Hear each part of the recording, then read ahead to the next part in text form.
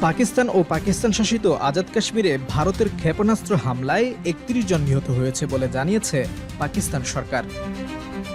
এই ঘটনার পর সামরিক বাহিনীকে পাল্টা হামলার অনুমোদন দিয়েছে ইসলামাবাদ। পাকিস্তান বলছে ভারতকে এই হামলার মূল্য দিতে হবে। এমন অবস্থায় সংঘাত বন্ধের আহ্বান জানিয়েছেন যুক্তরাষ্ট্রের প্রেসিডেন্ট ডোনাল্ড ট্রাম্প। তিনি বলেছেন, আমি দুই দেশকেই ভালোভাবে চিনি, আমি চাই তারা এই সংঘাত বন্ধ করুক। বৃহস্পতিবার এ তথ্য জানিয়েছে ব্রিটিশ সংবাদ মাধ্যম বিবিসি। সংবাদ মাধ্যমটি বলছে, মার্কিন প্রেসিডেন্ট ডোনাল্ড ট্রাম্প পাকিস্তান ও ভারতের মধ্যে চলমান উত্তেজনা নিয়ে সংক্ষেপে মন্তব্য করেছেন।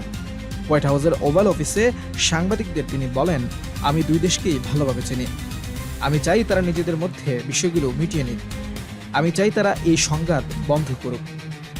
ট্রাম্প আরও বলেন, আমি যদি কোনোভাবে সাহায্য করতে পারি তাহলে অবশ্যই পাশে থাকব। এর আগে